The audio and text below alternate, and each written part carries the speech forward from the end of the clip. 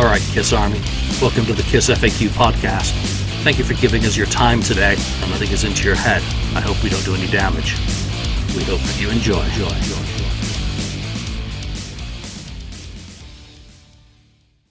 Welcome to episode 350 of the KissFAQ Podcast. I'm your host, Julian Gill. Today I have St. Louis Kiss Lonnie. What's up? And Alex, Bagboy. Alex! Oh, he's having nurse. Where is he? He's having Nurse? Wi-Fi issues, so he may join us, he may not join us. And, of course, we have Ken. 64th Blizzard. On the 69th. Let's get that right. On the message board. Hello. All right. So, last week's episode was fun. Carnival of Souls, or Torment of Souls tour.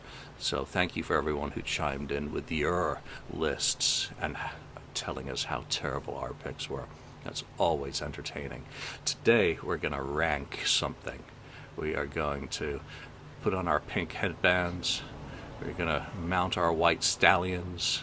We're going to get the fans going, blowing our hair. Wait a minute. I'm not going to mount a white stallion. Okay, just to say that. I'm not. Get your mind out of the gutter. Good Lord. All right, so get into your station wagon with your plush fake velvet seats. You know, put what would it be? A Caprice Classic, I said initially. Right. We're gonna put in an 8-track, and we're gonna play Paul Stanley's Soul Station. Yeah, so we've kind of organized this by ranking every song on the album, and then we're going to split it into 2 sections to discuss. And we're going to start with the covers, and then we'll finish up with a ranking of the new original songs that Paul has written. Lonnie, what were your thoughts on Soul Station, and what were your expectations, and were they met or exceeded or not met when you first listened to the full album? Well, when I heard he was doing this, you know, he had done some shows and that, and there was rumor that there was going to be a Soul Station album eventually, and it was kind of an eye roll, like, what are we doing, type thing. I didn't have high expectations for it. I didn't listen to really any of the samples before it came out, or I know he released IOI before it came out a couple weeks. I never really even listened to it. Maybe 30 seconds or a minute of it. I didn't really listen to much of anything of it because I really didn't have an interest in it, to be completely honest. And I guess it was CDs come out on Fridays now for whatever reason, and it was Thursday night, and I said, you know what, I guess I better order this thing because it is Paul Stanley, it is Kiss related. You know, I have everything else the band's ever put out, or everything else any other member of the band's ever put out. I guess I better order this thing. So I ordered it Thursday night, and it came on Saturday. I ordered through Amazon because I do physical CDs, and I didn't get the vinyl, which, you know, like for Origins Volume 2, I got the vinyl for Aces On, but I just didn't have much interest in it. So I ordered it last minute. It came on a Saturday.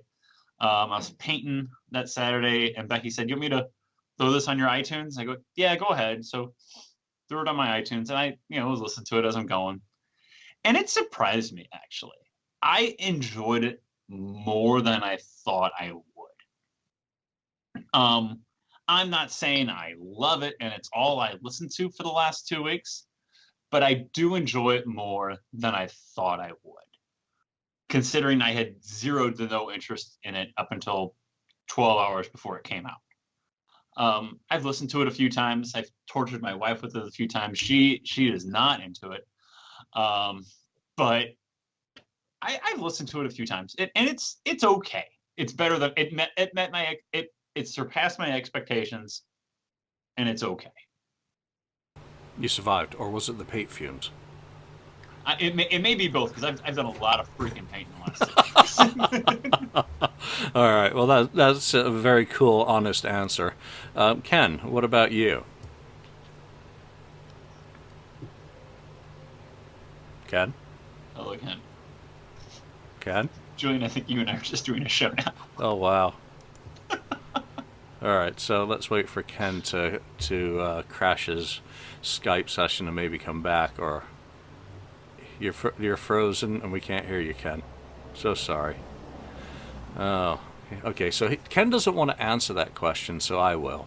I wasn't sure how interested I was in this. Obviously, this All Station project has been going for quite a while, and a lot of that music is simply not in my wheelhouse. I have very little interest in it. I've heard of it. I know who the acts are. I've watched the Temptations documentary, which I think is one of the really good music biopics that have been done. Smokey Robinson, I can't stand. That level of falsetto, it's just too much. But some of the other songs that Paul has done, kind of interest me. So I was interested in what Paul was going to do with them and whether it was going to be tolerable as a listening experience. And I think I'm a little bit like you, Lonnie, that I put the album on. I ordered the vinyl, ended up, I think, pre-ordering the iTunes because I'm not buying CDs. So I downloaded it, I listened to it, and I kept it on rotation for a couple of days. It was very well sequenced. So it made for an engaging listening experience. I think when I had it on without headphones and other people could hear it, it was like, oh, that's nice. I prefer the original versions. Well, I don't prefer the original versions. I'm more interested in listening to the music track. I loved, hearing Eric pop up in places a bit more as well, and I was kind of listening to how he was doing on the drumming.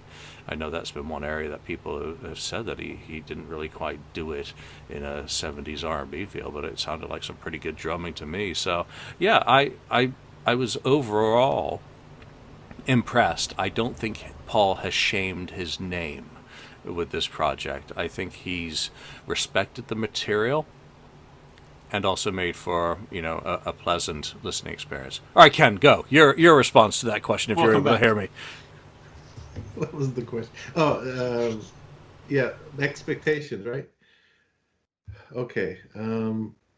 Yeah, my expectations weren't the highest on this. Part of them were met based on Paul Stanley, knowing that Paul Stanley was going to have to sing pretty much the whole thing in falsetto. That kind of is the only thing that he did some other stuff not on this, that not falsetto, but the majority is falsetto because that's his main singing voice now. Otherwise, I was more surprised about the new songs, how good the new songs were, versus the covers. The covers are, you're playing with fire there, and it's dangerous to do some covers, some classics. But the new songs, I didn't know what to expect really there. But there is a few really good, well-written songs that meet that kind of soul Motown, feel. So, yeah, a couple of songs kind of get stuck in your head even. So it makes you think, well, shoot, why not then? After this project, man, try writing some Kiss songs. You obviously can still write. Why not, do it? Just to do it, whatever. Yeah, he probably won't, but it would be nice. But so, yeah, my expectations were kind of more surprised on the new material than the old material, the covers. I would love it if a current R&B, name heard one of Paul's new songs and loved it and covered it. That would absolutely tickle me, no end. But you've got a pretty deep musical taste, deeper than me. I think you've proven that over and over again with your appreciation of a wide variety of acts. How familiar were you with the original versions on this album? And, just respectful or just passable, would you call them? The new versions? about half of the new ones were, or the covers were respectable.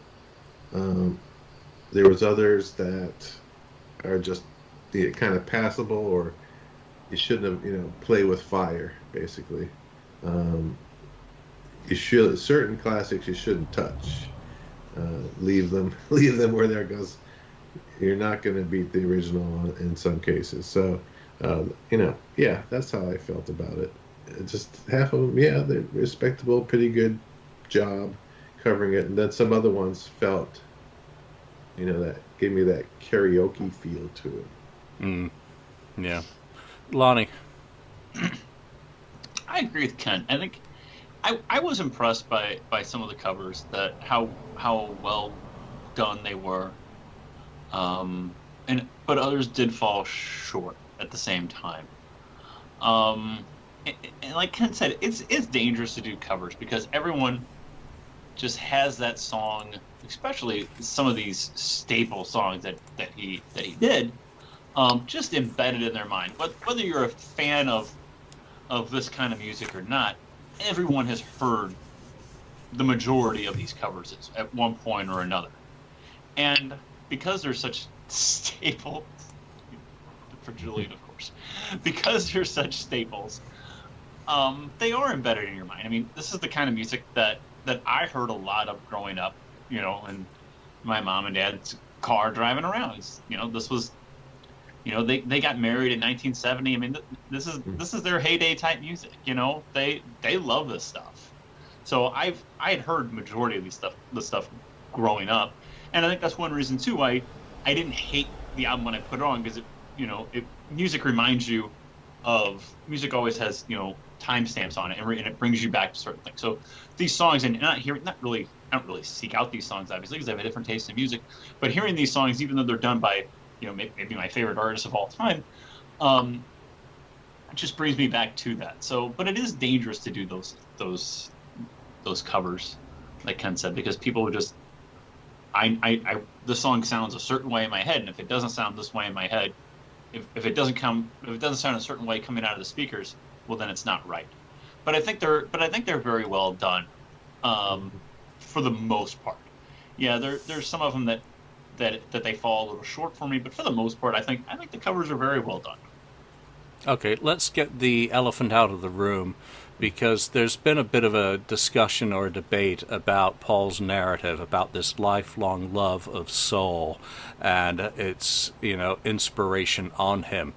And I don't recall very much in anything I have ever read Paul Stanley say in interviews or books or, Kiss Cruise Q&As about this love of soul. It seems like it's come out of nothing as a reason to justify this project. And number one, I think if that is the case, that's perfectly fine.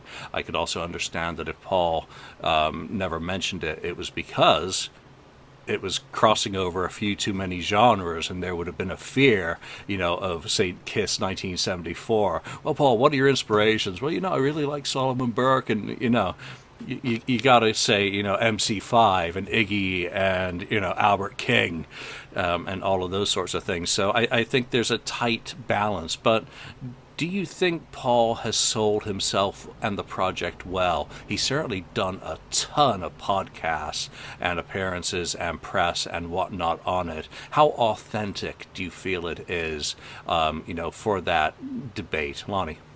I have a little bit of an issue with that, because I mean, I've read a lot of Kiss. I've listened to a lot of Kiss interviews. I've read a lot of Kiss books, as both of you have, as majority of our listeners have. And I'm with you. I really don't. I've read his autobiography. I've read Ken Sharp's. I've just read countless of things that talk about his background and influences.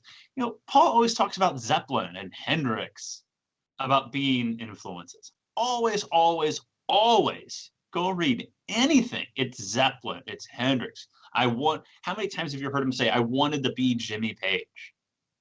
I mean, you've heard that in almost every interview that he's done, talking about his background and his inspiration. So I don't know if I have a problem with it, because that's like me, like being like Twitter pitchfork mafia saying I have a problem with this, but I do find it odd that in 2021 all of a sudden we're citing this genre of music as being a major influence on what I've done the past almost 50 years. When for the past almost 50 years, we've heard about Hendrix and Jimmy Page. So I find it odd more than anything else. If it was an inspiration to him, great. Who's to say that it's not? Maybe the fact that I like Bon Jovi, that I'm really not really forthcoming to say that I'm more, likely to say other bands when somebody asks me for an influence. But I just find it odd that it's never come up at all. And Alex is gone. I'm here. I just want to switch back to the office that I was at because I'm like standing in my bedroom right now. So I was going to switch. Okay. Okay. Do it. All right, Ken. So narratives. Production on the show is off the charts. I know. It is. It makes it exciting. Okay. Well, yeah, he hasn't really mentioned anything in the past, saying, Motown or he listened to the Stylistics or whatever, and that was a big influence on Kiss. No. And I think even though he didn't say it, that doesn't mean it wasn't. I think everything you listen to when you're younger, you kind of have influences. You hear the radio, AM radio, you're going to like certain types of songs, certain groups and whatever. And just hearing it in the background sometimes could be an influence. And we'll get to something on this list of a song that the chorus is kind of a ripoff, but anyway, we'll get to that. But it's a deep tease for later. Yeah, deep tease. So yeah, I think it was, and like you said, Julian, that he couldn't really say it. When you're promoting Kiss and you're going to tell your the fans and saying, we got Destroyer coming out and Shout It Out Loud was influenced by, the Manhattans or whatever. It's like people like say, what? Now he's saying it, to sell this album, but maybe it's another counter effect where you could say, oh, well, this guy was in Kiss and he's saying he was influenced by, Motown, and they did, certain songs they did that were influenced by that. He said, oh, well, maybe I'll check out Kiss and buy a Kiss album. Reverse psychology, get some people to buy Kiss albums. I don't know. But I never heard him say anything in the past. All right. Well, Alex, you've missed all the preamble. You're looking skinny, dude. He is. Looking good. That running. I was 285 in November, and I was 248 yesterday. Good for you. Congratulations. Good. Great job. Well, let's jump into the rankings. And Alex, I'm going to be starting off with you because we're going to start with I want to definitely start with you before you drop off Wi-Fi failure again. So let's get you featured. We've split our ranking into two sections. We're going to start on the covers from least popular to most popular. So in last place, it only managed to get 8 points between us. It's pretty much universally not cared for. La La Means I Love You. And that was from the Delphonics. So, Alex, what did you think of that song, and why did you rank it where you did? So it's weird. The song itself, I actually adore the song. It's one of my favorite songs. I had it played at my wedding. I really like Todd Rundgren's version, which he did on A Wizard of True Star. And there's a great, he does it in a medley with Ooh, Baby, Baby, and another song called I'm So Proud. And they just released a live version from the Wizard of True Star shows in 2009. And I like Todd's version the best. Paul, I'll give him credit. He tried to do the falsetto that the Delphonics do with it. And it's a hit or miss when you're doing a cover. Do you stick as close as you can to the original? Do you embellish it a little bit? Or do you make it your own song? And it's just difficult. Some people may say, I don't like 2000 Man off Kiss's Dynasty because it doesn't sound like the Rolling Stones version of it and stuff. But then you got, I think, a majority of Kiss fans think Ace did an amazing job because he made it his own song.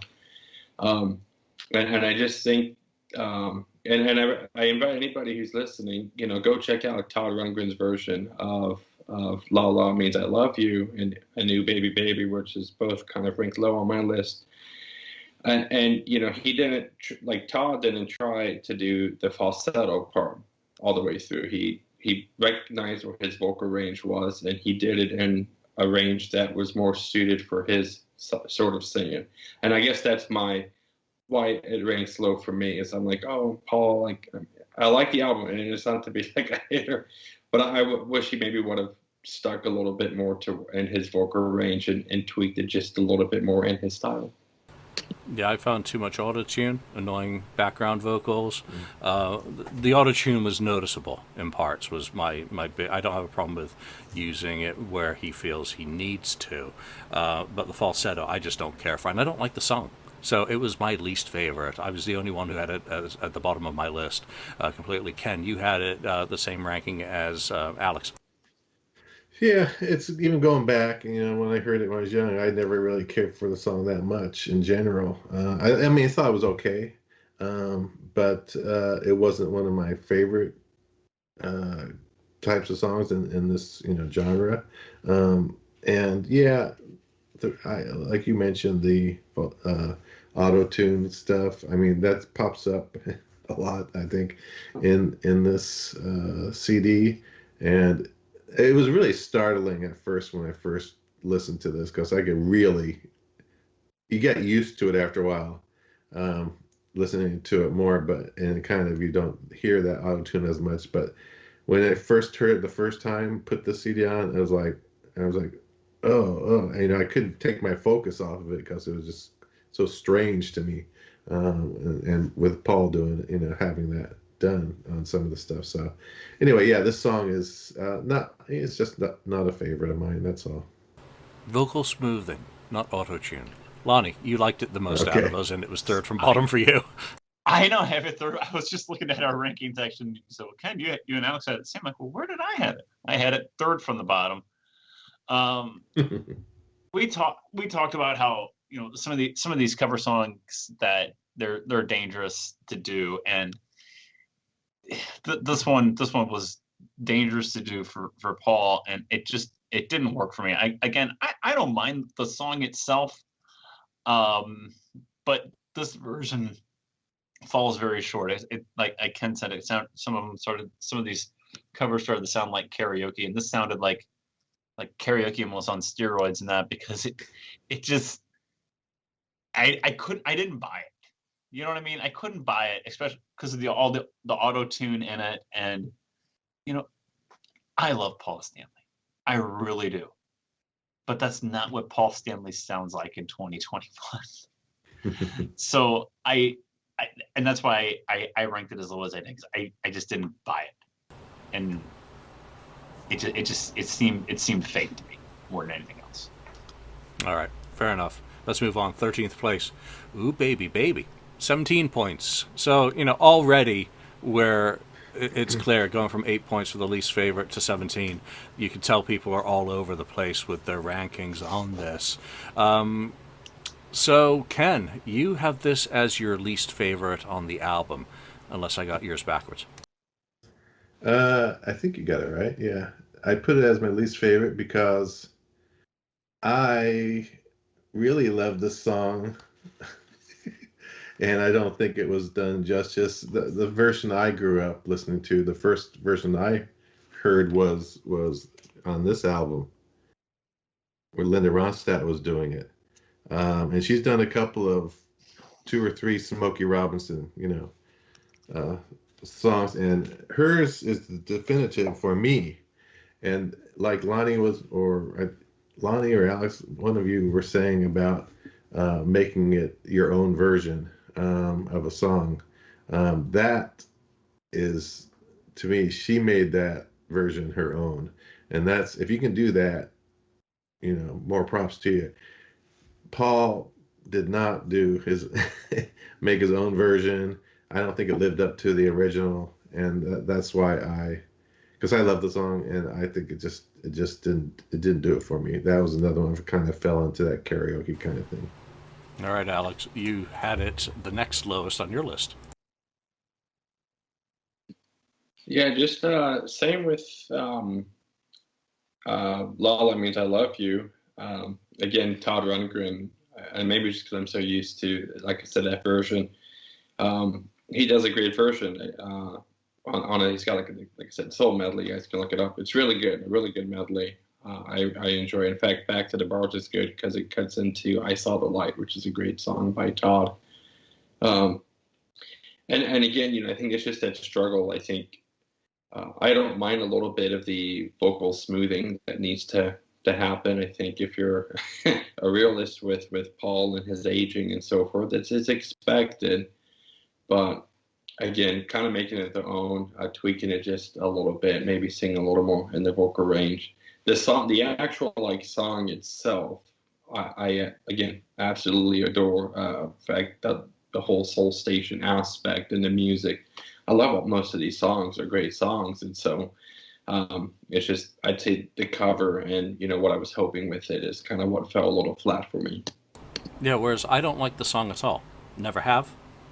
Probably never will. I find it too syrupy. And when I did my review, I just said we're moving on quickly to the next song. So, Lonnie, you like this the most out of us. I know. I noticed that. I think it's fine.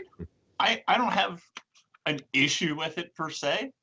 I think he does a decent job with it. It's really, really close to the original version of it. I think he tried to stay as true to form as possible and did not try to make it his own, and just tried, like Ken said, as much as he could to try to make it sound almost perfect to the original version of it. And I think it's fine. I guess I ranked it that higher, the highest, because it's a song I know, it's a song I'm familiar with, it's a song that maybe felt comfortable to me, and it's Paul Stanley singing it, so I don't have an issue with it. I think it was fine. Is there some auto-tune stuff going on? Yeah, probably so, but I think it's fine. I think I ranked it almost in my top third, so it's decent to me. I enjoyed it. All right, next up in 12th place is You Are Everything, originally by, I think that's the Stylistics. You and I ranked this the same, and I'm still traumatized by Rob Halford's version back in the 80s that never got released. Priest teamed up with Stock Aitken Waterman to do some tracks, and I'll leave that there. So you and I both had this pretty low on our list. What are your thoughts on that one? I have it pretty low. It made me fall asleep. It was a song that almost made you fall asleep. It's just very slow, and it's just boom, and it didn't do it. It just doesn't do it for me at all. It's a good song, sure, but Paul's version of it it just did not move the needle for me at all. It's just, as I continued to listen to it over the last couple of weeks, it's one that I just began to skip because it wasn't moving the needle. It was slow. I was like, all right, I need something a little more here as I'm trying to grind out my work day. You know what I mean? Or as I'm trying to drive home, it just didn't do it for me. And not that I don't mind a ballad or a slow song, but it was just too syrupy and too slow and too lullaby-ish for me. So I ranked it second to last. All right, Alex, this started to get into the middle of your list. What's your take on You Are Everything? I don't know. I'm not a hater of the song. In fact, I almost picture it's like that song you hear when you're watching TV and 2 a.m. and it goes to commercials and it's like Time Life presents the Soul Love Collection for $29.95, and that's like that one song they play in the background and stuff, and it's got the beach scenes and everything going on. I kind of grew up with the song, so that's why I think I probably ranked it a little bit higher. I will say I do agree with you, Lonnie. Obviously it's also a lot of these songs are that slow ballad songs, and I think we'll all get to I at some point, and that one's got a little bit more up tempo and stuff. And I will say I would have liked a few more up tempo soul songs to balance it out a little bit. But yeah. All right, Ken, and you had the highest ranking on that one. Yeah, I don't even know why I ranked it that high, but it's kind of funny. I think that how I felt about it the most recent time I listened to it, that's why I ranked it at 5 on my list. But yeah, it's a song that I heard, but I didn't overhear it, and maybe that's why I thought it was a decent job and a good version of the song. Nothing didn't ruin it or anything for me. So I ranked it up there. I said it fit pretty good in with a lot of the stuff that he's trying to do. So I ranked it up higher. All right, so I think it's in 11th place, The Tracks of My Tears on 24 points. And for me, this is just one of those songs that doesn't need to be covered. I'm not a big fan of it, but Alex, what are your thoughts on it? I never knew the name of this song, but I knew the song. You know what I mean? It's one of those songs like I've always heard, but I never knew it. And it's a classic. I think his version wasn't terrible. I like it. I know I ranked a little bit lower on my list, but I think sometimes I just comes to struggle going like, which songs do I go to? I think everybody, when you get the album and stuff, you kind of do a couple listens from start to finish, and then you start, skipping a track here or there, going to the ones you rather hear more of than the others. But I did enjoy his version of it, a little bit more of that falsetto singing going on. Yeah, and Ken, you had it the same as Alex, so Tracks of Your Tears. Yeah, I think that's another one that, again, I grew up and heard, I think, in the 70s, covered again, that I thought, I couldn't compare it. I could compare it to the Smokey Robinson, but yeah, it was okay. I just felt kind of blah about it because the other version I like so much is, to me, so much better than this version. Lonnie, you had it ranked the same as me. Yeah, kind of middle of the pack for me. Yep. I kind of agree with Julian that it's just, the Smokey Robinson version is so good. It's just kind of messing with the classic a little bit, but it's decent to me. I think Paul does a decent job with it. I think that the band sounds really great on it, and it kind of, to me, it's kind of like one of those songs that kind of is what this album is. It's okay. It kind of surprised me a little bit that it was as good as what it was, just kind of like the album in general did.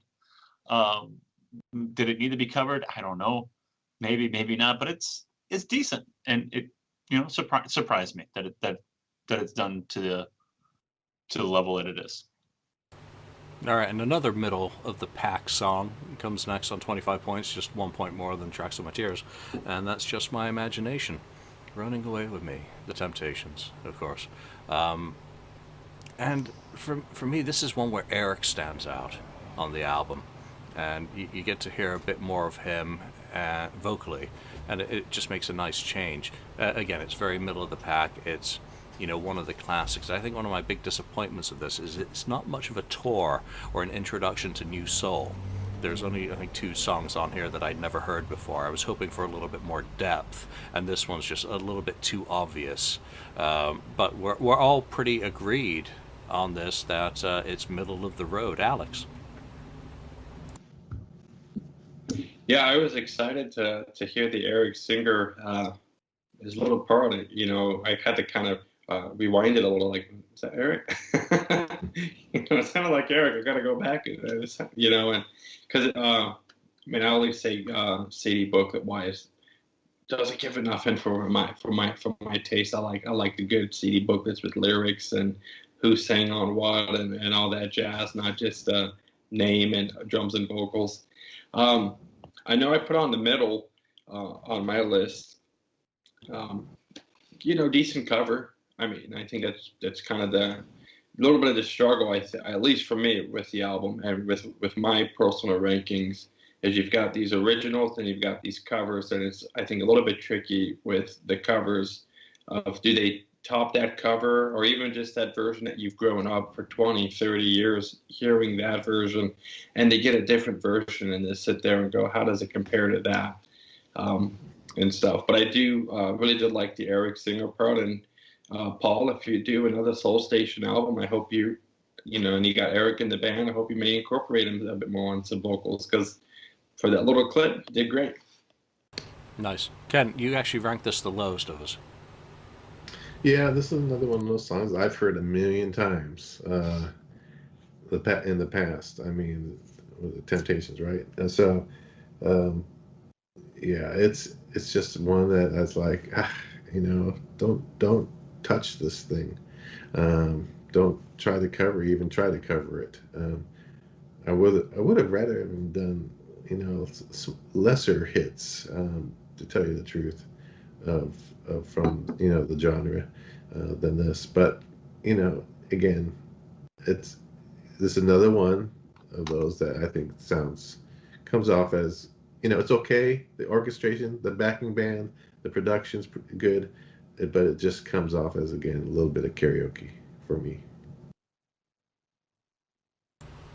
Who is it that just decided I should be at a meeting at 3:30? So sorry. Lonnie. It's good. Again, I have it kind of middle of the road as well, like you guys are saying. And I guess it's middle of the road because it's a good song, and a good song is a good song a lot of the times, no matter, sometimes it's hard to screw up a good song, but it is such a classic, like Ken was saying, that do I really want to touch that and go there?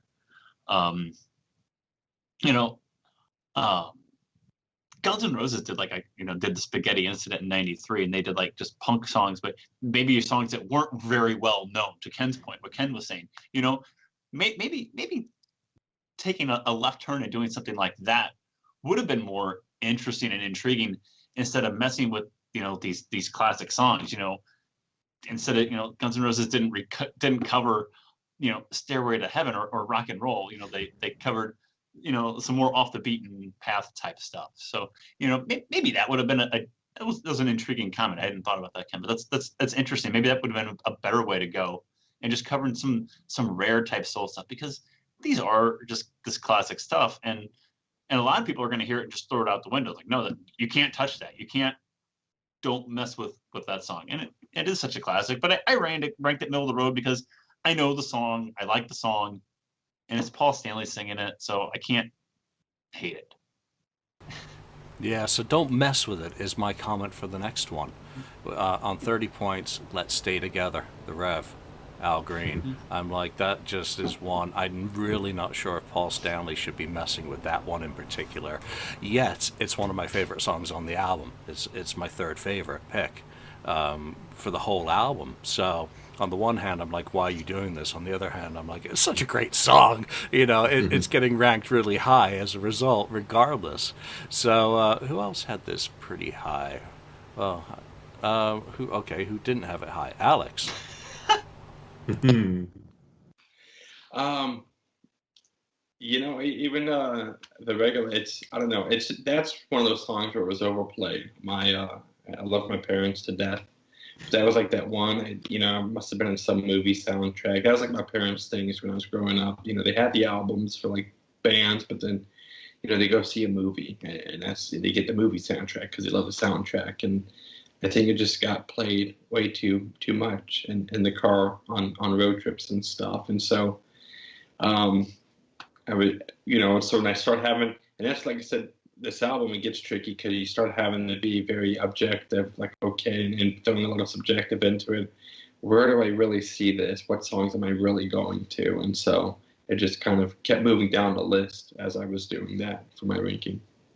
Yeah, so Lonnie and Ken have it pretty middle of the road on both of theirs. It's only me who gushed for it. So, Lonnie. It's I feel like I'm giving the same answer to a lot of these questions, but it's fine. it's again, it's such a great, it's such a good song, and they did a fine job on it. You know, I don't hate it, but I don't love it. I'm not gonna go seek it out. I don't know how much Soul Station I'm really gonna be listening to a month from now or a week from now, but I don't hate it, but I'm not in love with it either. It's okay. Just kind of like the album to me. It's okay. Yeah. And that's a boring answer. Well, you know, you could do the House of Commons Prime Minister's question time answer. Please refer to the answer I gave the gentleman some moments ago, rather than repeating your answer. Ken. Yeah, I mean, this song, it's one of my, it's got to be one of my, you know, high all-time favorite songs in general.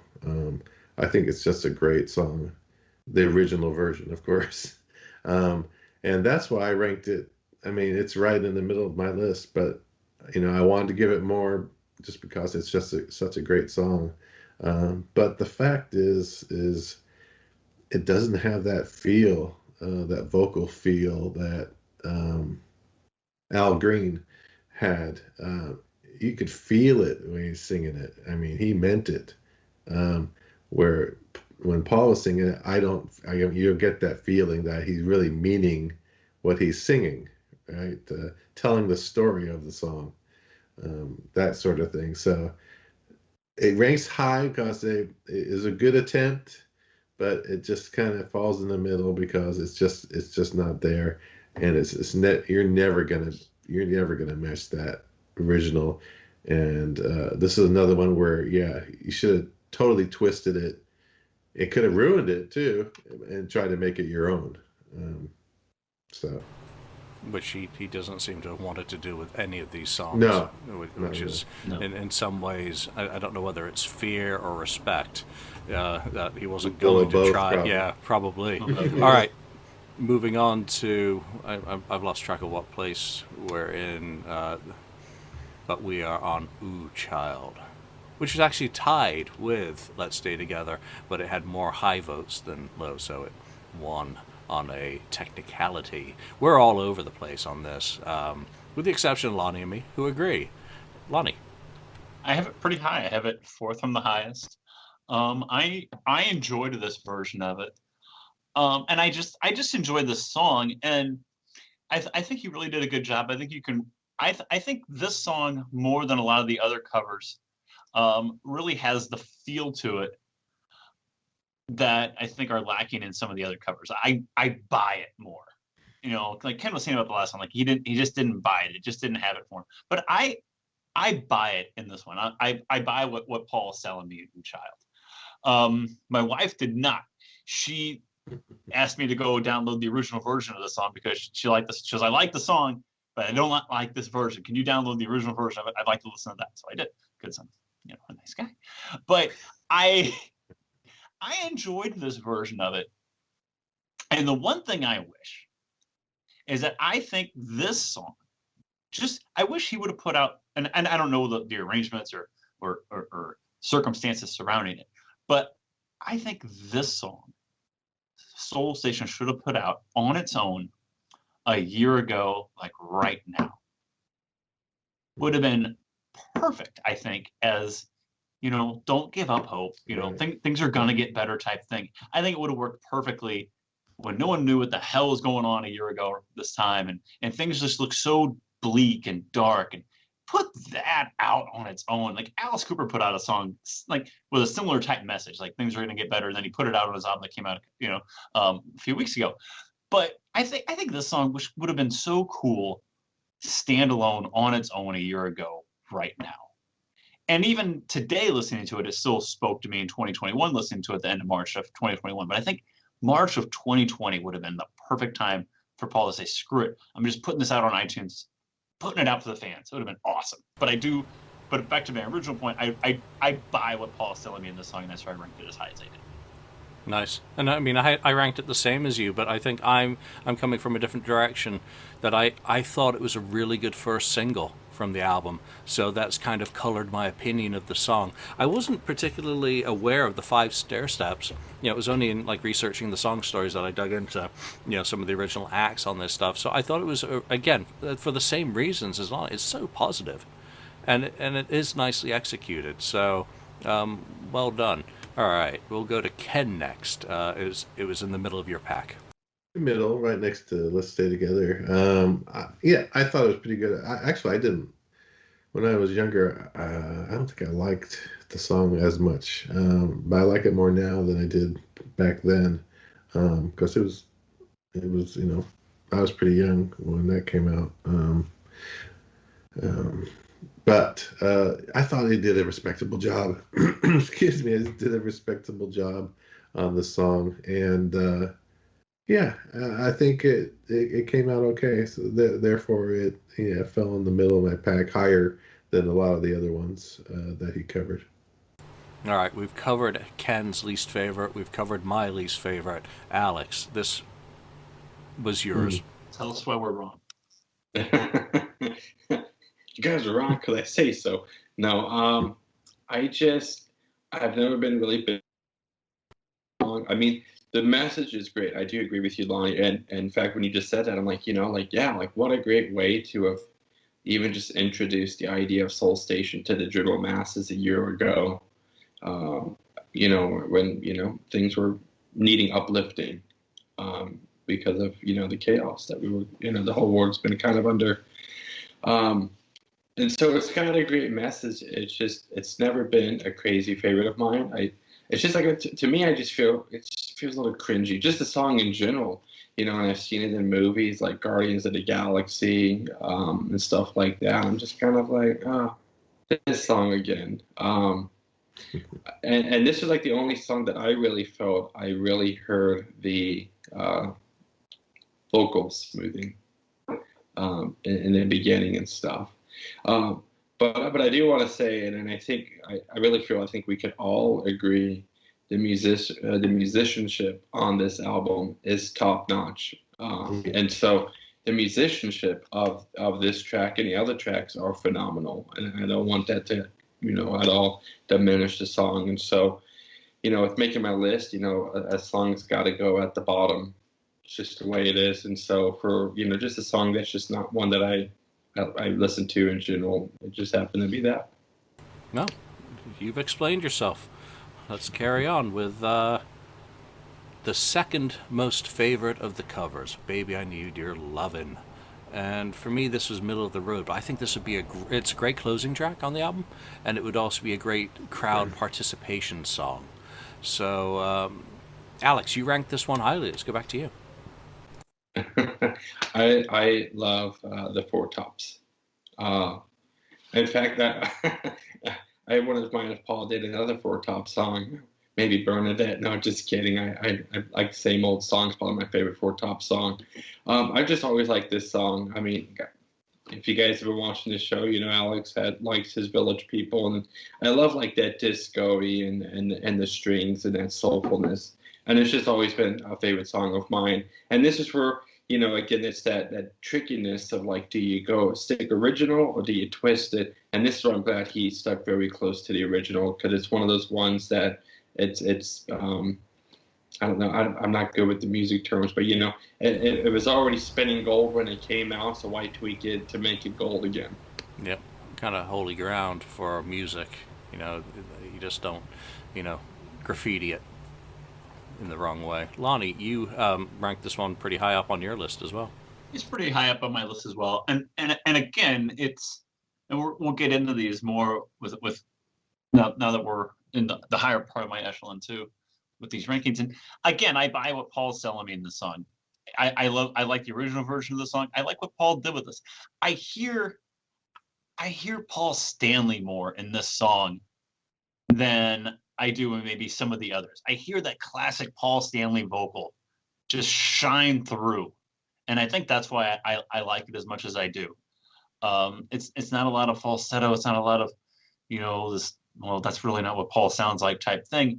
I hear the rock star Paul Stanley in this song, and I love it. It's the vocals of my favorite songs. It's the vocalist of my favorite songs, and it's hard for me not to like a song where I can hear that classic Paul Stanley in it. So I buy what he's selling. I hear Paul Stanley in it. I like the song. It's good.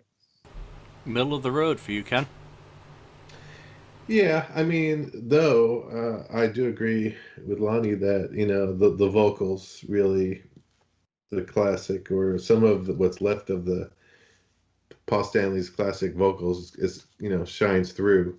And I was happy not to hear of another falsetto, because, you just can't do one and then another. It's just kind of starts to grate on you a little bit.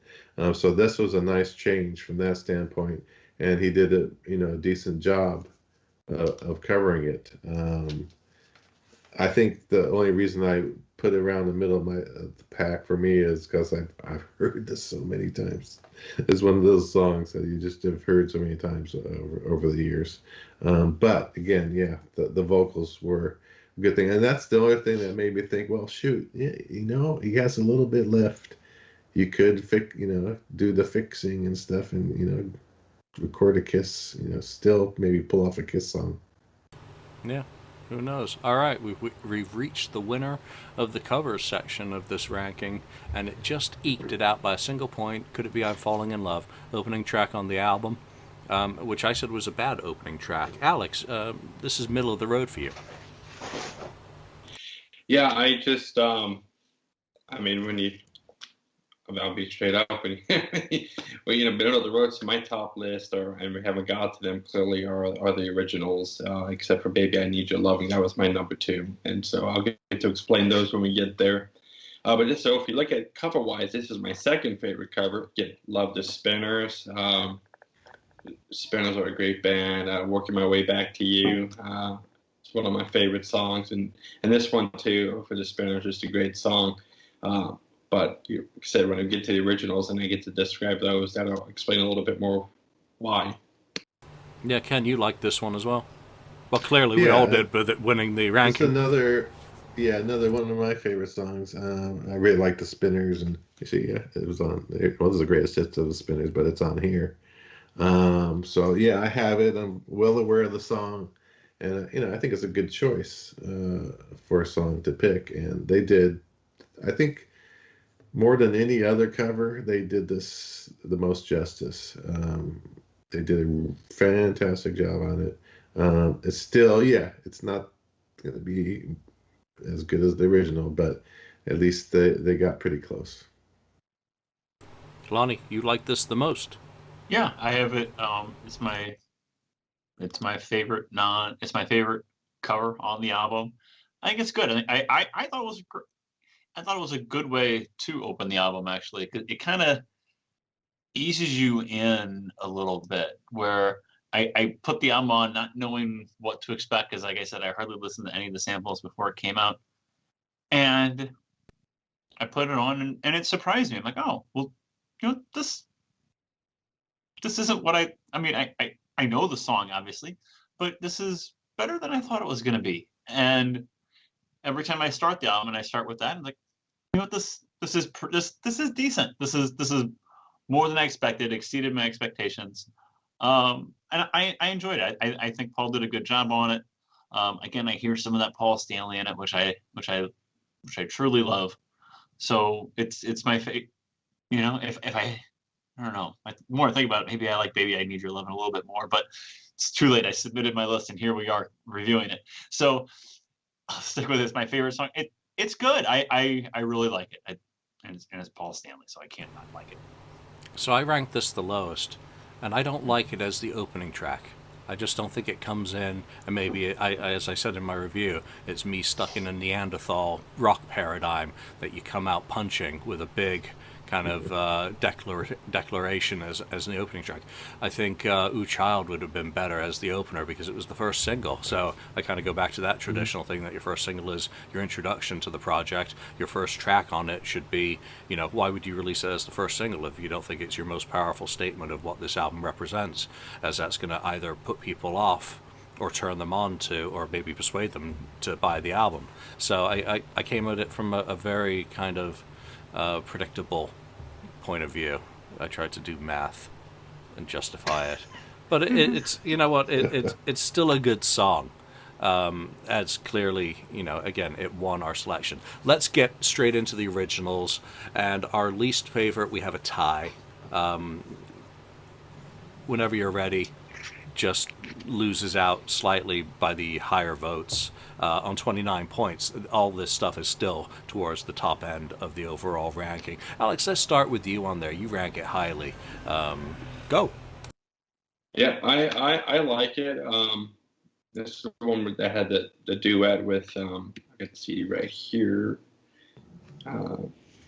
with Crystal Star, and I thought it was fun. I didn't mind the duet aspect. I remember when I first saw the track listing, and I was like, oh, a duet. I mean, it's how I felt like with like seeing Lita Ford's name on Ace's Origins and stuff. Because you said like, and especially with Paul. I mean, this is his third solo album. I mean, sure, we got the Kiss stuff, but you've got a 78, you got Live to Win that came, roughly 20 years later. Was it 18 years? It was the gap. I'm terrible with math today. And then, now we've got this coming 15 years after Live to Win. So, for me, I was like, if I wait so long between these gaps to get a Paul Stanley solo album, I want as much Paul Stanley as I can get on the CD and stuff. But I like the feel of it. It's more up tempo, and again, I think we'll find out with his covers, he's really got some up tempos that I'm really impressed with his songwriting for these. I mean, again, I'd love to see it one last Kiss album or one rocking Paul Stanley solo album. And who knows, maybe we'll get surprised with something someday. But I will say I am super impressed. And so, Paul, if you're watching this, I really am impressed with your songwriting skills, and hope if you do another Soul Station record, you do more originals than some covers. You can do a couple covers, but give me the originals, because you've got a great writing team and you've tapped some magic in there that is really good. Nice. I mean, that's a great sentiment to express to the artist as well. And what I like about our rankings for these is that they were all over the place. We didn't all just have Paul Stanley songs at the top of our list because they're Paul Stanley songs. Other stuff bumped some of his stuff down. Lonnie, since you're about to take a sip of water, what's your... I like it because again, like the other songs I like, because I hear Paul in it. I hear Paul in it more than just his vocals. I see the songwriting I hear the songwriting process when I listen to this. And it's so great to hear a Paul Stanley original song. We haven't had a Paul Stanley original song, I guess, since Monster in 2012. That was, Christ, that was 9 years ago, which is pretty remarkable. And I had to do the math in my head real quick when Alex said Live the Wind came out 15 years ago. I'm like, oh my gosh, that's disgusting that Live the Wind came out 15 years ago. But, I think it's a good song. It's ranked middle of the road, I guess, with our rankings when we look at it. Actually pretty high, I guess, compared to what when you look at it in comparison with what some of the covers got. I hear Paul Stanley in it. I hear his voice, I hear his songwriting process, and I'm interested. It would be almost interesting to hear what that song would have with a more of a rock feeling to it, almost, instead of like the soul type feeling. Like a different arrangement of that song might be kind of interesting too. So I liked it. I think it was well done. Ken, this did not rank highly for you. No, it was pretty low for me. I just didn't like it as a duet in general. And I thought the chorus was okay. It just, it was just kind of a song of the 5 originals he did. Though I am on the same page as Alex, that where to me I would have rather have had him just done one cover on this album and then the rest all new stuff, because obviously he can write pretty good stuff. And the thing about the new stuff too is he him being the writer, he's invested in it, I think, more than those covers, because he could feel it, and he has more feeling in these originals than the covers, as far as I'm concerned.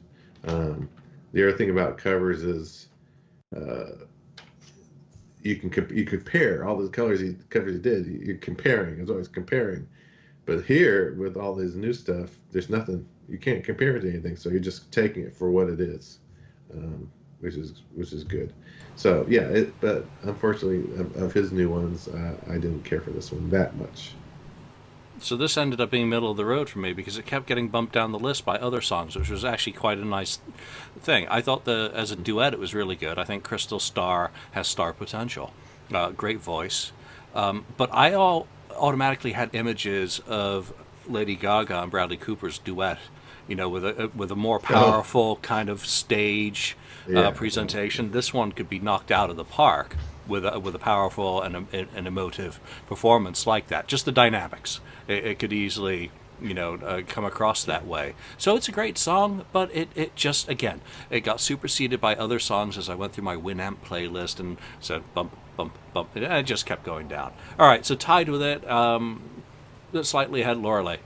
And let's see who. Well, Alex, you and Ken have this the same. So, Alex, let's start with you. I got to be honest. It's to me, the intro gives me a bit of a Beach Boys vibe. I'm thinking like Wild Honey era of the band, so 1967 Beach Boys, a little bit vibe.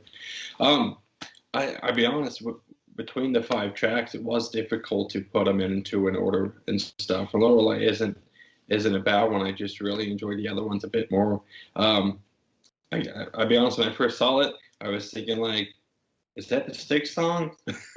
Luckily, the little thing mentioned, it was the original, and I was like, and so I was very interested to go like, oh, okay, so I wonder what his is going to sound like, because I'm so used to that. There is a song called Lorelei by Styx, so I'm excited to see what he's done with his own composition of Lorelei. But again, I think he's really, really good with his originals.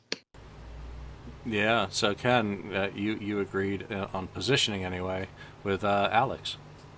Yeah, it was 6 out of the 14, so it's out of the halfway. So yeah, it's a good song. I enjoy it. Pretty good melody, good verses, and the singing is good. Everything's nice about it. It's kind of, for me, it's kind of like the other Whenever You're Ready song, where it's more, to me, just okay, it's there, it's pretty good, but do I really want to go back and listen to it? Maybe not as much as some of his other tunes that we're going to be hearing, talking about soon. Fair enough. I ranked this the highest of us all, and this is where I saw the white horse and the purple headband and the flaming sword, and Coach Dad, the kid finally hit a ball. Hoorah! Paul Stanley can still write an amazing song. That was my immediate takeaway, and I used superlatives like spectacular, incredible, because it is just for me it was a very, very well crafted song. And again, I'd like to give it to a vocalist still in possession of their full faculties or voicing or because it is just, he still has the skills, and that makes me so sad that he can write this stuff. And this isn't R&B. This isn't soul. This is crossing genres for me. Meanwhile, Lonnie doesn't agree with any of us. Lonnie. I disagree with everything you just said. I skip this song almost every time. It does not do it for me at all. When I started my list, it was easy to put this at the bottom, and I went from there.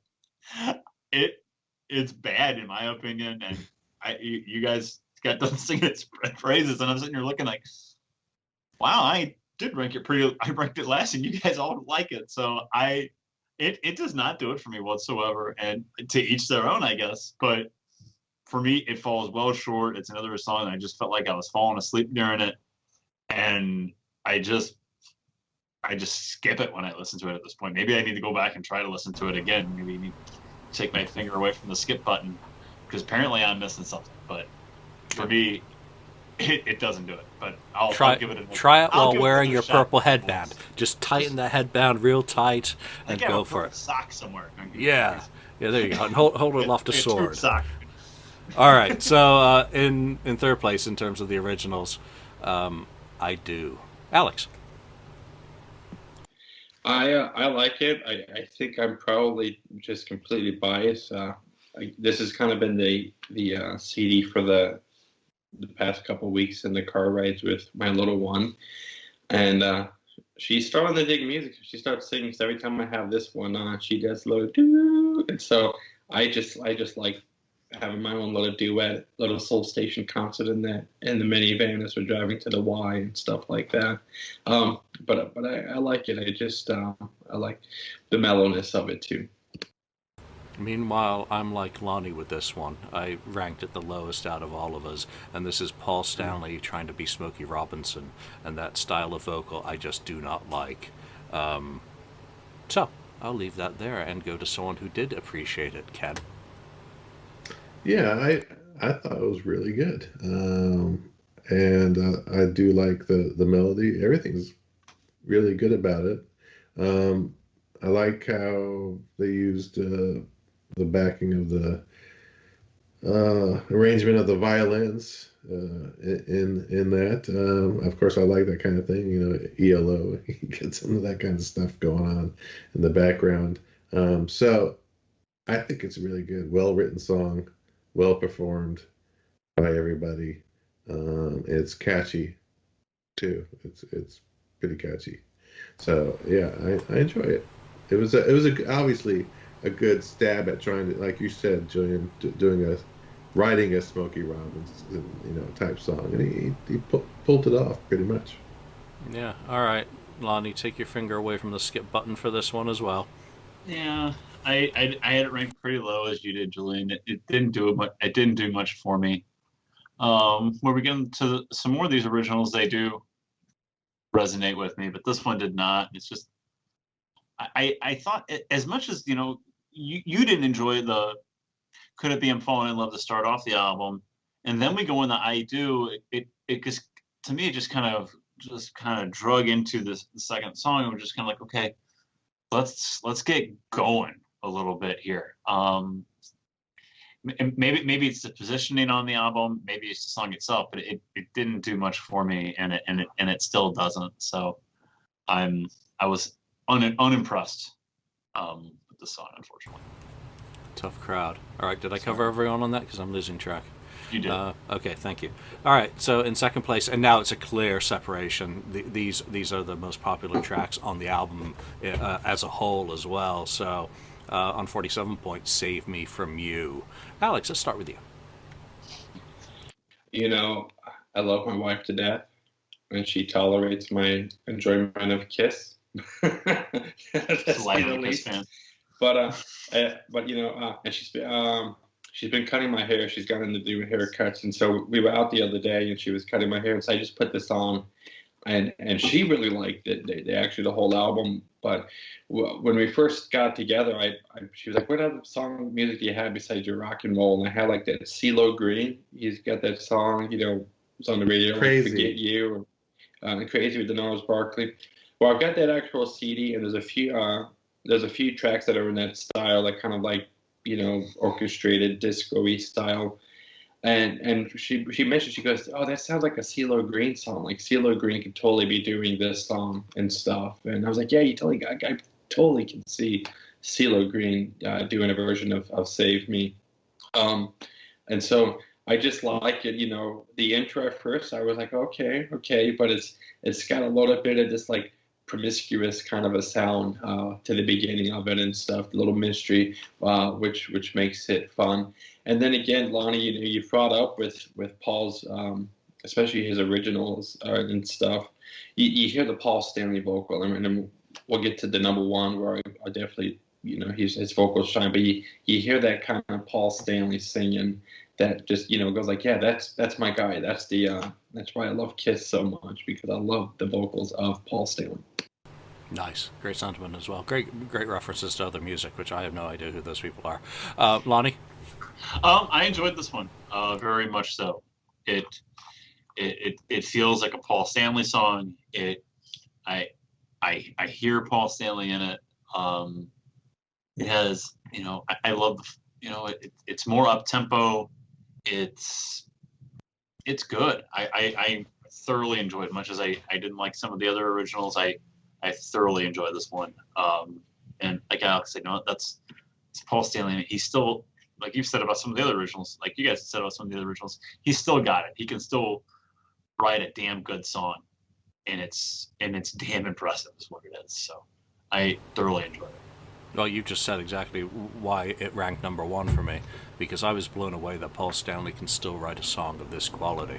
And across a 50-year career, I was just mouth agape when I heard this song, and just the songcraft going into that, a lifetime of experience and a really good ear for song. Just absolutely stunning. People are like, well, this guy wrote Strutter and all these other things. Yeah, but this is a really good song. I'm not measuring 2021's Paul Stanley against 1974's Paul Stanley. I'm saying that this is a really fantastic song today, and it's also well executed on the album. I can go back to it. Ken, you also dig this muchly as well. Well, yeah. I'll tell you why it's a really good song. It's because it sounds, the chorus sounds almost exactly like Crazy from CeeLo Green, which I was gonna mention that too. Alex, I took a walk. I was listening to this CD. I was taking a walk and I'm listening to it, and then I'm hearing this chorus. I'm like, damn, I know this. This is from somewhere. I know this from somewhere. And then it finally it popped into my head. It was CeeLo Green. I said, oh, I think it's Crazy. And then I went back and listened to it. It's the same. It's the same chorus, basically. So Paul Stanley may have a problem if CeeLo Green, finds out, or his entourage may come after him. But otherwise, it's a well-written song. Did he do it intentionally? Probably not. It's probably something that it's one of those things you hear in the back of your mind. It's happened on other songs that he's written and other artists have written too. George Harrison, right, did it to a song, Lord. And My Sweet Lord, yeah, to He's So Fine, right? It was the original by another. So yeah, it happens. I think it happened here in the same fashion, but yeah, it's a really, really good song, and that's why I rank it high. Even though I thought, oh, did he steal that from him? But it still ranks high. It's just a great song. All right, we've arrived at number one, and it's number one across the album. It would have been a unanimous pick if it wasn't for me. Oh, sorry, guys. I'm clearly on the wrong. I'm clearly on the wrong page. So on a whopping 55 points, making it so obviously a clear winner. IOI. Lonnie. Great song. Again, same sentiments that I said about the last one. It's a great song, and it surprised me again with how good it was. As much as I didn't care for some of the other original tracks that are on here, as much as I didn't care for some of the covers that are on here, this song really stands out as the clear winner, in my opinion. It's fantastic. It's well written. It's Paul Stanley. And I mentioned earlier in the show, like, well, I don't know how much of this I'll listen to in the future, but I can definitely see myself listening to this song. Actually, the last two songs, down the road, that they'll be in a playlist or something as I go on. So love the song. I really can't say really too many good things about it. It's fantastic, and it deservingly number one. Alex. I again, like Lonnie, I love it. I like the part after the sax solo where he says 5 o'clock in the morning, and then the I can't stand it, and that's Paul Stanley. That is Paul freaking Stanley of Kiss right there. And so that hit me. And I'm going to say this real quick. Any of you guys listening, and if you happen to work with Universal with Paul Stanley, Purple 45 single of this song, you can pick the B-side, but this on the vinyl single. And please make sure that Ken, Julian, the guys can have a chance to pre-order if you do limited numbers, and don't do like the Kiss Killers in Germany thing. Make sure they can get a pre-order. But really, I'd like to see this as a Purple single, like Record Store Day, guys. Come on, Purple single. Make it look like a class. By all means, tweak the photo, make it black and white cover, make it look like the old 45s you would have picked up back in the day when you got your spinners or your 4-top single at the store. Great song. Again, with his originals, I want to see a second Soul Station album, and I want to see more originals from Paul. I think he's got like I said, he's found some magic that he needs to tap some more. Nice, great ideas for Record Store Day as well. So, Ken. Yeah, it's just number one for me. Is one of those first songs that kind of I listened to the album one time, maybe twice, and then later on I could hear it going on in my head.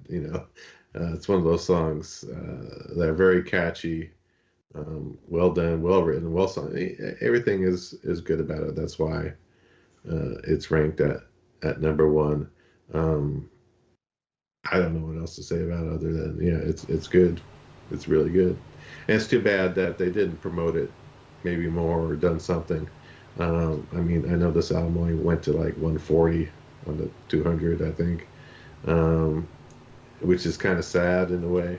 I think, if he would have gotten maybe a guest artist on there, someone from Motown or whatever, I think I mentioned it on the thread, Stevie Wonder or whatever, get someone to take more notice in this, because there is some well-written good new gems on here. I respect him more for not doing that, for standing, okay. for standing alone and not trying to, I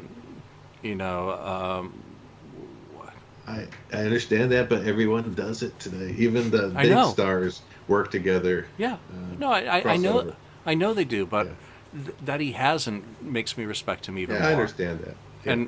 And we've all cried about the Lady Gaga freak fiasco. That's a big miss. Yeah, so I'm glad he stood on his own, 2 feet for this project. It was my second favorite, but those, top two could easily be interchanged. Again, the same things I said about Save Me is Paul Stanley wrote this. Oh my goodness me. Paul Stanley wrote this song.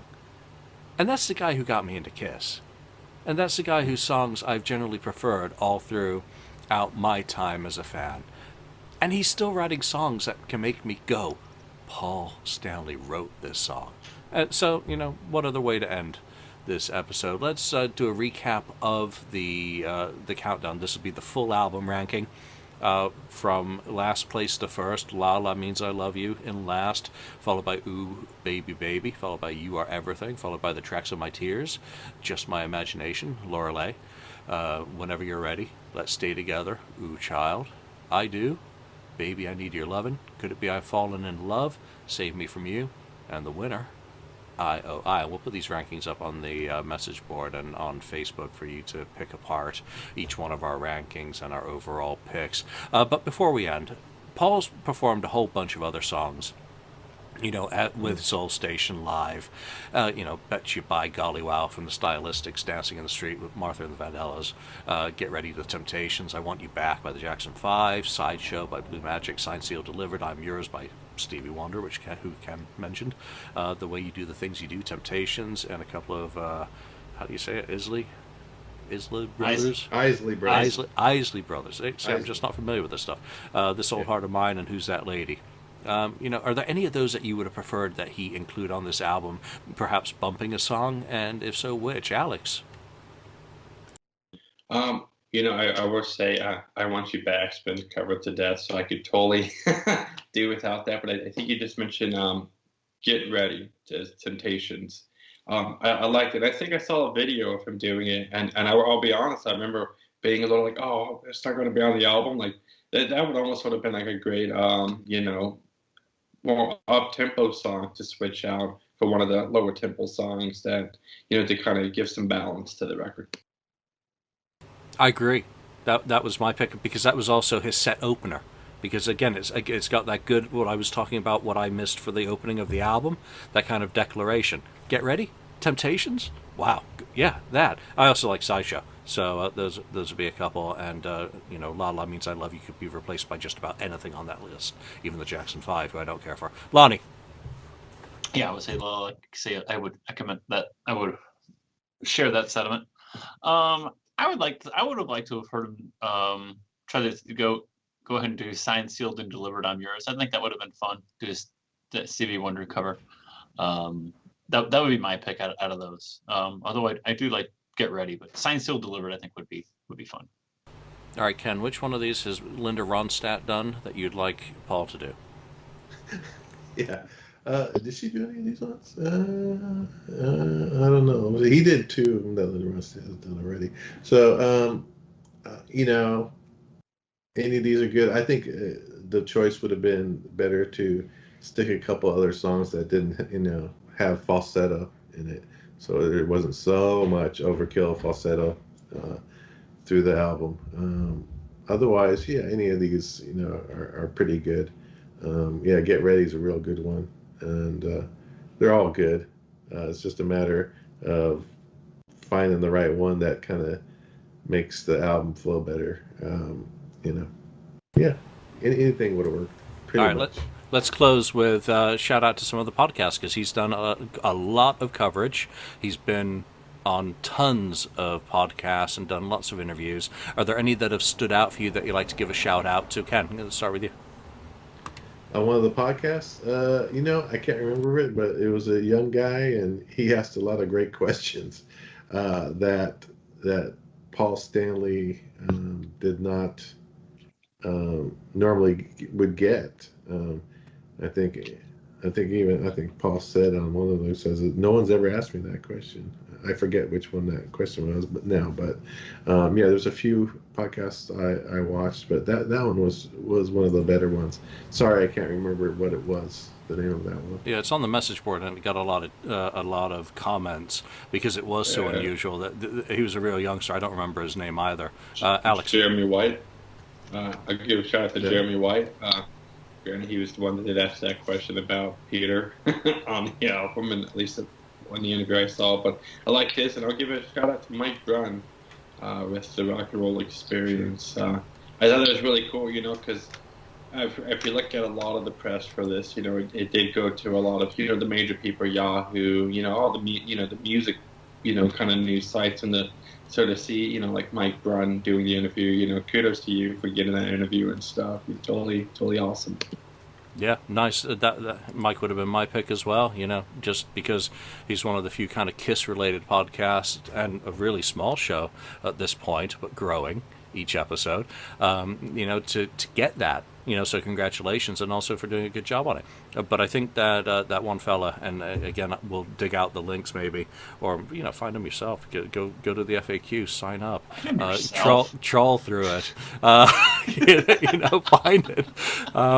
Really did a good job of asking the questions that so many people fail to ask, or maybe don't get Paul in the mood to answer, because you never know where an interview is going to go with an artist, and whether they're going to be in the mood for that, and it's going to lead into new avenues. Lonnie. I'm not going to lie to you. I haven't really listened to a lot of them because I didn't have a lot of interest in the album before it came out. And I've listened to it some the last couple of weeks, but as much as I love Kiss, as much as I love Paul Stanley, like I said when I started the show, usually I'm like, I used to cut school to go buy Kiss albums, but I didn't have much interest in it at all until like the night before it came out. Like, oh yeah, I guess I better order that. So that being said, I didn't really seek out much of the press that he was getting for this album leading up to its release, because the Soul Station didn't resonate with me, didn't excite me. But to my surprise, the album itself surprised me, and it's better than I thought it would be. So I'm not going to lie to you and start throwing out names because it wouldn't be honest. Yeah, I don't listen to very many podcasts at all either, so there you go.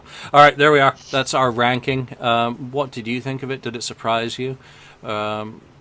Did it meet your expectations? Did it not meet your expectations? Or did you have zero interest in it? Or did you give it a chance after hearing the single? Or did you not? We'd love to know your opinions on Soul Station. Everyone and their dog and cat's doing reviews, so why not chime in with your thoughts?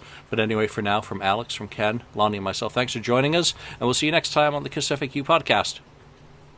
It's been a long time since we've rock and rolled.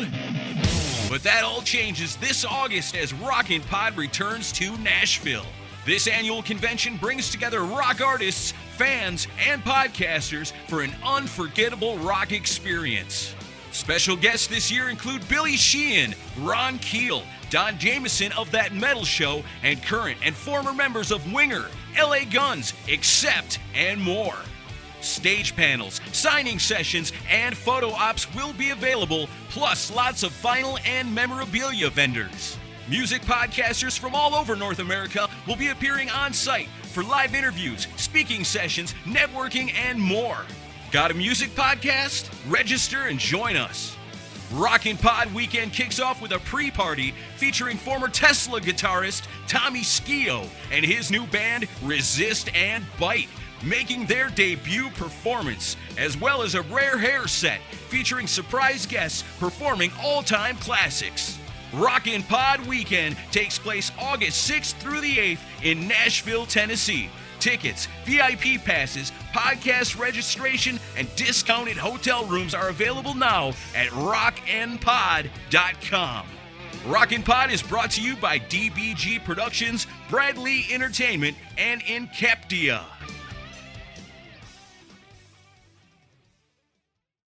Thank you for spending time listening to the KissFAQ podcast today. All sales are final, there are no refunds. If you'd like, look us up on Facebook or come over to the KissFAQ message board and discuss the topic we've broadcast today. Don't forget to rate us on iTunes, Spreaker, or wherever you've listened to the show. We hope you'll join us again.